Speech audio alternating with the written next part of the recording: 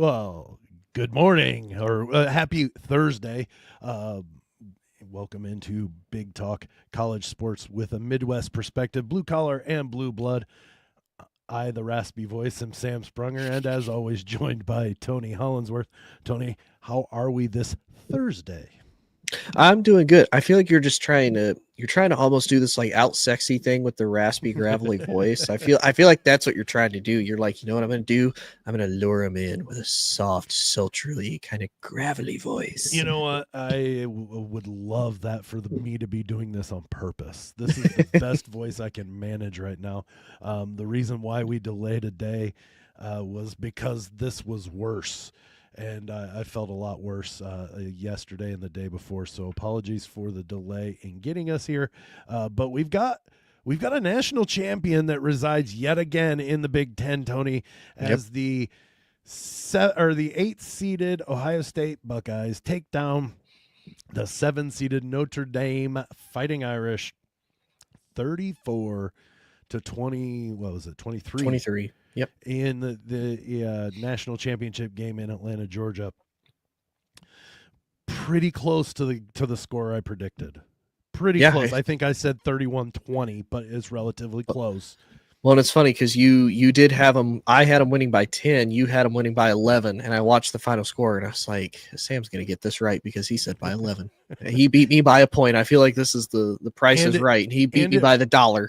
And it worked out exactly. It was a one-score game until right at the end, where Ohio State added a field goal, to extend the lead to double digits and just ended the game for them, essentially. But what are your overall thoughts about what went on Monday night? Um, it it was kind of more of a letdown than anything when I was first watching it, and I say that just because of Notre Dame came out. I'm not even going to say to a hot start. It took them over like 9 minutes to do that first drive to go up 7-0. They basically ate up all the first quarter, and then Ohio State said, "Hold my beer while I kick this door in," and They then took the went rest on. of the first quarter. Yeah, they 31 unanswered points pretty much after that, and it was 31-7 until about midway through the third, and then Notre Dame started to come back. It was kind of what I expected, to be 100% honest with you. They shut Notre Dame's ability to run pretty much all the way down. Riley Leonard was their leading carrier with 40 yards of total rushing. Now he did better as far as passing goes. He only had 9 incompletions. He had 255 yards and 2 touchdowns. So he was better at throwing the ball because they forced him to. And obviously, we saw the result in Notre Dame really having to struggle and find a new offensive identity as a result. And then that defense just getting absolutely torched by both Quinshon Judkins and Jeremiah Smith. Both was probably the other big shocker. Now, I do want to point something out too, because, and I texted this to you, and we were poking fun at it. Roll Tide. This is now 7 straight national championships that has been decided by multiple possessions, going all the way back to the 2019 champions, Clemson Tigers, all the way until now. We've had 7 national championship, basically, I'm not going to say blowouts, but very one-sided matchups nonetheless. Well, and you what I see there is you get a team that's playing hot football at the time. They may be the best team as well, which may lends to the distance. The one outlier is even if it would have been Ohio State, but Georgia beating Tennessee or TCU by 80 million points in the national championship game. I think Ohio State would have done that almost equally, if not just. I mean, it would have been just as ugly. Oh yeah, Because I think TCU shocked Michigan every bit of the way about the way they jumped on them immediately and stopped them. But I think what it is the best team gets playing hot, and nobody's going to stop them. That's the thing is nobody's going to stop them, and so you get a team that they probably are equally as good, having played all season equally as good, but they just can't compare to what they've got on the field. As for Monday night, I was in the throes of 103 fever, and I was watching that first drive, and I'm like, this is impressive. You Yeah. know, I'm pretty impressed that Notre Dame is being able to set the tone a little bit. And And playing to their strengths too, because like I right, said, they yeah, played very much. It was a run heavy, and if they got yep, to down and short, Riley Leonard said, "Okay, I'm just gonna run it and get the yeah. first down."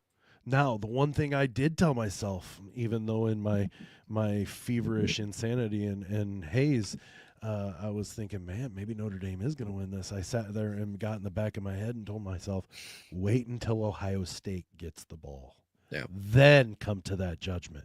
And you know what? Ohio State was able to do what I said that would probably be able to set the tone for them is if they can establish the run game, Yep. they are going to blow the doors off of this defense. And that's exactly what they did. 31 unanswered is not just a small amount of points. No. That's 4 touchdowns in a field. That's 5 possessions of almost every time scoring a touchdown.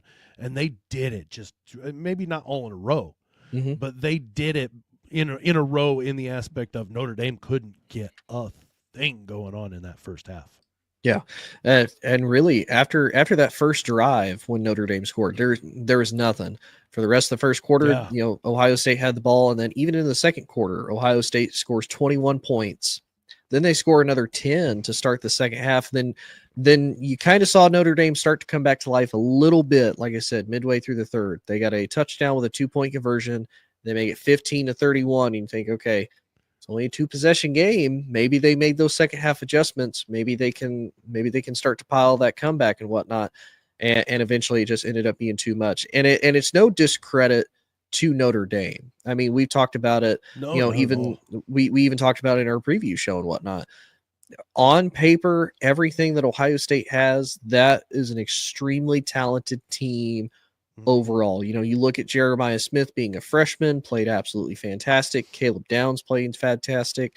You had Quinshon Judkins, Travion Henderson playing fantastic. And honestly, for as much criticism as I had and much hesitancy that I had with him all season, Will Howard played probably the best game that he could have played in that national championship. He had some crucial runs to where he was getting not necessarily always the first down, but getting close to that first down to where it was easy to get it the next play.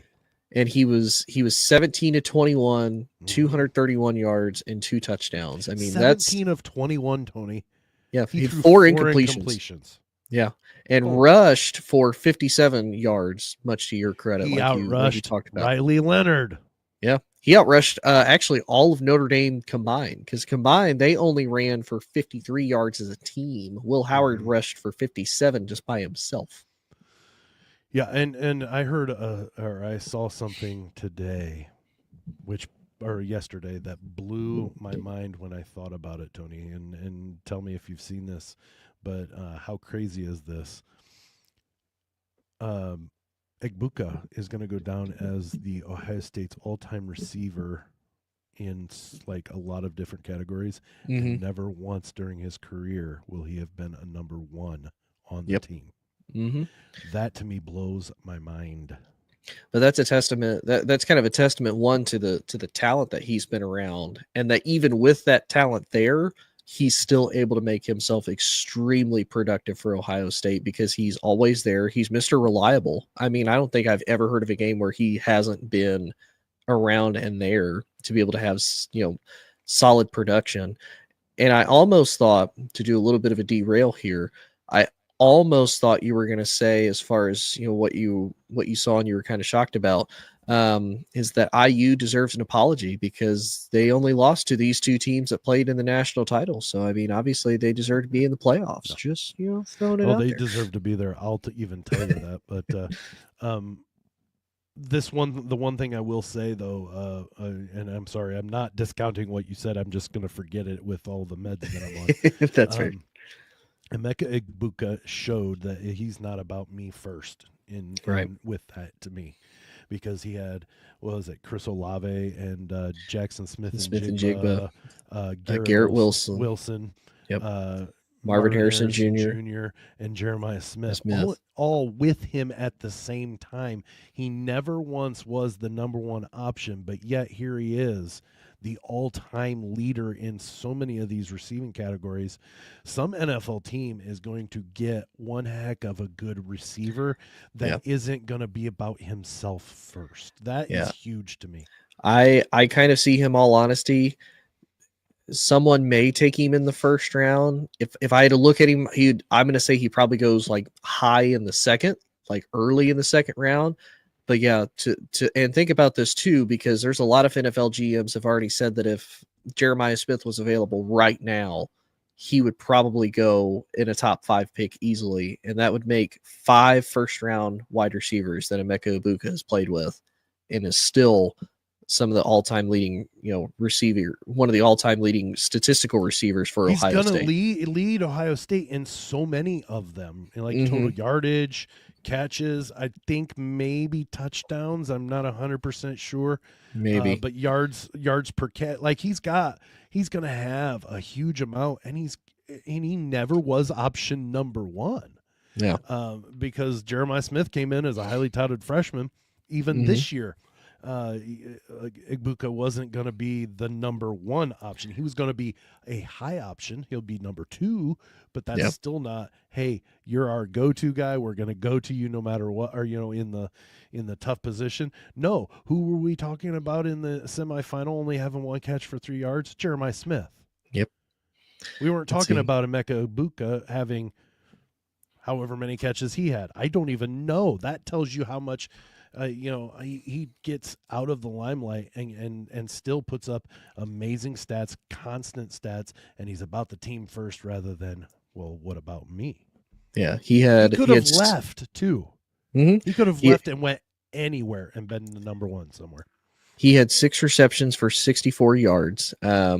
Career-wise, Emeka Egbuka has 205 receptions in all of Ohio State wide receiver history. Receiving yards, he's second, only behind Michael Jenkins. And the bad part is he's only 30 yards behind him in that. And he's tied for 7th in career touchdowns with Ohio State. Number 1 is actually Chris Olave. He had 35 with them. Okay, so I messed up on the actual stats themselves, but there are quite a few that he's actually going to be in the top, or say he's top 10 or top 5 in a lot of them as well. So that to me is very impressive. So, but we're going to talk a little bit on the other side of this break about what we kind of, after having seen the first rendition of the 12-team playoff, what tweaks we would suggest to make it, in our minds at least, a little bit better as to how this 12-team tournament would be better going forward. Well, you're listening. You're listening. We'll be right back after these messages. You're listening to Big Talk on the Believe and Lounge Sports Network. All right, we are back. That was a quick break, wasn't it? Just a little bit, real fast. Breaks always go by fast. There's never enough. Whenever there's never enough time during them. But we mentioned that before the break, we were going to talk about the 12-team playoff and how we think it could be changed, because the NCAA, or CFP, I guess, is because the NCAA has nothing to do with this playoff. The CFP has flirted with, or at least left the option open for tweaks, and that's what even the headline had tweaks in quote marks. I've heard about some of the tweaks that they're talking about, but I don't think they can happen until after the 2026 season. Yeah, or playoff. Right. So, excuse me, that'll be the first one. 26-27 would be the playoff that can have the new changes, because it's every after the first 2 years, then they'd start 6-year renewals. Right. I don't think you're going to see the adding of any new teams, like amount of teams this year. No. I think that's going to be one that you're going to have to decide how those teams are coming into the tournament. Are they coming in as automatic bids? Right. And I'll get to what I mean by that. Automatic bids, or whether or not they're at large bids, or and see, that's some of the stuff that needs to be negotiated, I think, in order for everybody to be on board with the expansion of the amount of teams. So tweaks that I think could happen. Well, at least I'll give you one, and then we'll see if you have one that differ. The one thing that I would like to see, and I mentioned this during our CFP preview when the bracket came out, is the automatic buys need to be gone. Yeah. I think that Ohio State, yes, I think Oregon should have gotten one as well. I also think Penn State. I think there are 3 Big Ten teams that this year could have and legitimately were top 3 or top 4. Well, shoot, this is the way. I mean, other than Penn State finished 5th because of Notre Dame making it into the finals. But I really think going into it, those 3 Big Ten teams could have been 1, 2, and 4, with maybe Georgia in there as in number 3. Yeah. Yeah. Do you have another tweak that you would do? Because I have 2 that I can think of off the top of my head. I have been a firm believer in making the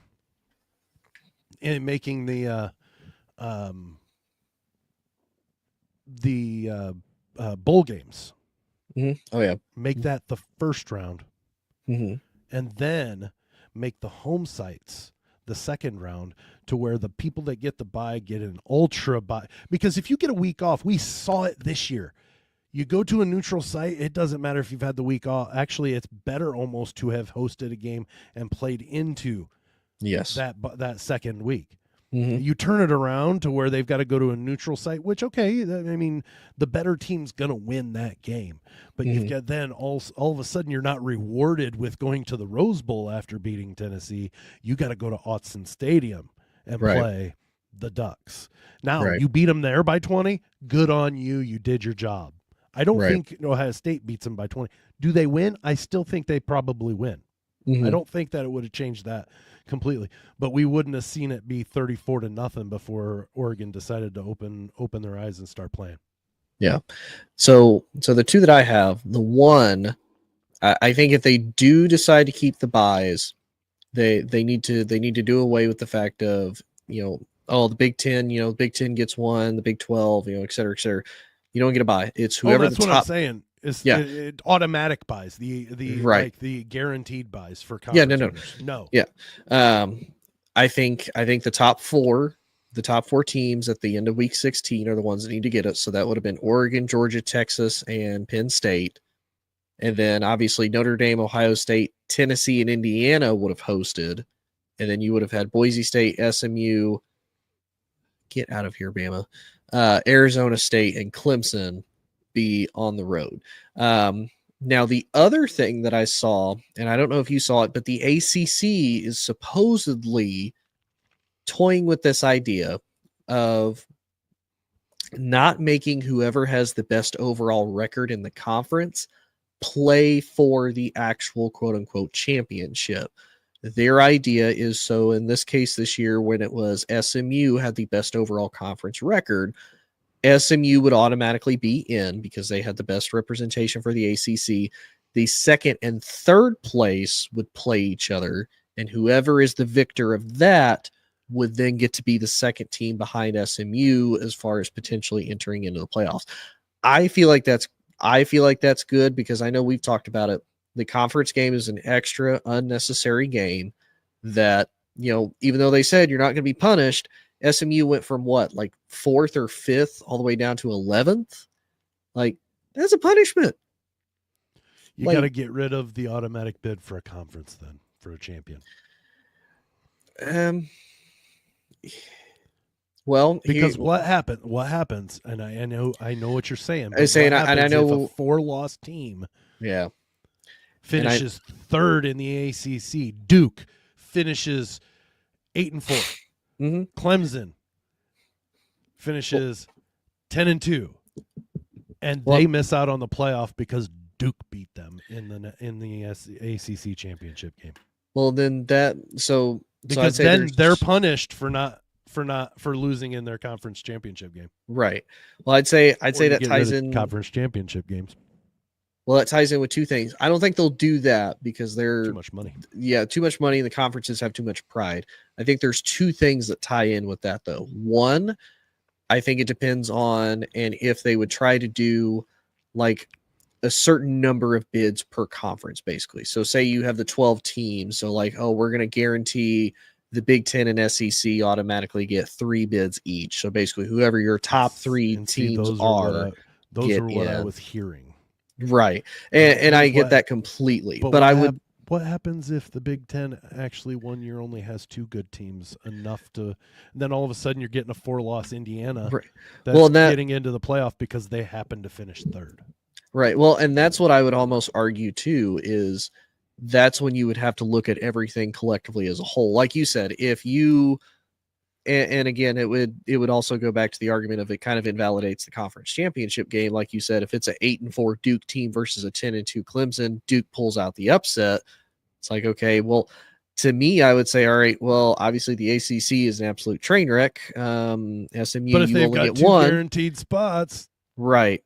That's where I'd say there should be some flexibility in it. But again, I don't know if there would be a quote unquote like perfect scenario. Yeah, I know, and that's my point. But in what you were saying is do it this way, but then also make sure you have the capability of. No, we need something concrete so we don't have people going, well, Bama should have been in there. Bama shouldn't have been in this playoff period. Let's stop that nonsense, okay? The two best teams made the national championship. The 4 best teams made the semifinals. I don't care what you say. At the time that this tournament was made, I think the top 4 should have been, and I'm not joking, even though Ohio State got beat by Michigan, it should have been Ohio State at number 4, Penn State at number 2, or Georgia at number 3, Penn State at number 2, and Oregon number 1. Because Penn State, even though they lost, it was never really like, ooh, they could win this game. They were never out of that Big Ten championship game against Oregon, period, ever. Yeah.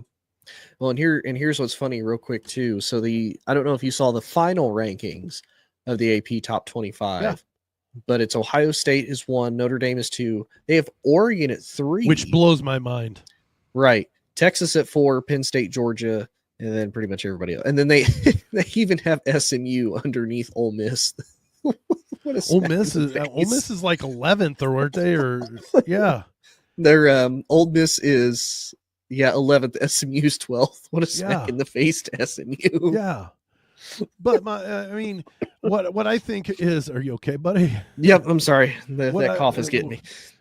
If you're going to guarantee, you can't guarantee. I'm sorry. That's where we were going to get to is, in 2 years, it's been flirted that the Big Ten and the SEC are going to demand, because it has to be across the board or unanimous on the vote.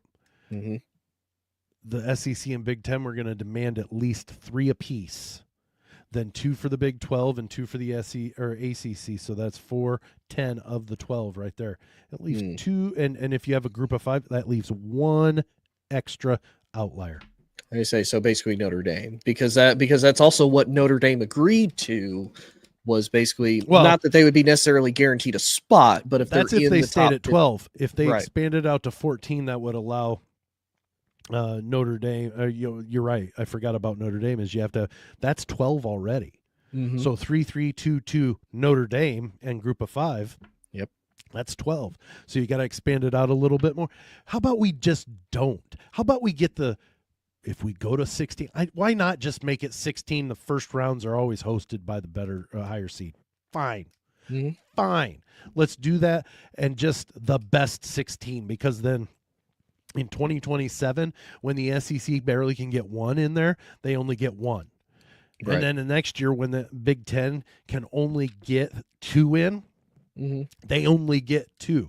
Oh, hey, and by the way, the Mountain West all of a sudden has Boise State, UNLV, and New Mexico that are in the top 25. You know what? They're playing good enough football. Let's give them all a chance. They get 3. Hey, they'll be in the Pac-12 by then, sir. Well, I know, but you know what I'm talking about. I know what you're talking about, though. I just, you cannot pigeonhole and make a better tournament just because these teams are in the bigger conference. That doesn't always make them better. They have talked years about how the SEC was just head and shoulders above every other conference, and then we get NIL, and all of a sudden they're level playing field? Tell me how that happens. Oh yeah, I say Guess that. what? SEC isn't as dominant as the Big Ten anymore, or more dominant than the Big Ten. But I don't know that there's going to be years that the Big Ten are going to be down too. No, it's a cyclical thing. I think it's now made college football more on an equal playing field, because it's funny. Nick Saban even came out and said that he wants a salary cap, and it's like, okay, well, you want that for a couple reasons. One, because you were able to pay your players under the table. He didn't have one when it wasn't allowed. Right. He'll never admit that, because one, that's going to ruin his legacy. Two, he wants a salary cap because then people like Ryan Day or Ohio State or even Oregon, because Oregon's the CEO of Nike is an Oregon Duck. He's already said, I will give them as much money as it takes to get them a national title. Nothing like having a blank check, huh? Nick Saban doesn't want somebody like Dan Lanning to be able to come out in, 15 years and come out and be like, yeah, I won 8 national championships. Because then that ruins Nick Saban's legacy, and it's, well, I did it before NIL. Yeah, you did so under you did the it table NIL. So you did it illegally. I did it within the rules. Correct. And that's what Nick Saban doesn't want. I'm not accusing. I have no physical evidence that proves that I am correct. But there's an awful lot of smoke sitting on that pile of money over there. And you say, if you break down everything, the math is math. And like you said, there's no physical proof. There's no for sure solid evidence or entity that claims it. But I'm just saying the math is math. That's right. Well, this was an exciting Thursday, wasn't it there, Tony? I say, Sam didn't come into this expecting this, by the way. We always talk before the show starts, and Sam was not expecting this by any stretch of the imagination. That's right. That's okay, though, too. So, all right. Well, Tony, before we sign off for the day, why don't you tell everybody how they can get us? You can find us on Big Talk. That's B1G Talk on Facebook. And you can also find us on Instagram, X, formerly known as Twitter, and TikToks, because we still have it, at B1G_Talk. That's Big Talk with a 1 instead of an I. You can find us 3 times a week on All Sports All Plays Network, typically Monday, Wednesday, Friday. But if not, we will get that taken care of. You best believe, because that's also where you can find us, on the Believe podcast network, as well as the Lounge Sports Network as well, wherever you get your podcast, because rain, snow, shine, sick or healthy, Sam uploads it shortly after wherever you get your podcast at. And you can also go to loungesportsnetwork.us, and we show up on that page. We also have B1G talk.us, so bigtalk.us, you can go find us as well. So those are, we've got them. We got them. You can come see us there. But Tony, this was a good one. We'll talk a little bit more tomorrow about some other things, some way too early top 25, believe it or not, for next football season, as well as some Big Ten basketball for tomorrow's show. But just so if everybody, I'll make mention of it tomorrow as well on Believe in Purdue. Mike DeCourcy, our buddy Mike DeCourcy, is going to be on with myself and Grant talking about the Boilermakers tomorrow morning. So, tomorrow morning. Tomorrow's Friday, right? Yeah. Yes. I'll tell you what, being sick does a number on you. But thanks everybody for tuning in to this episode of Big Talk College Sports with a Midwest perspective, blue collar and blue blood. For Tony Hollinsworth, I'm Sam Sprunger. See you tomorrow.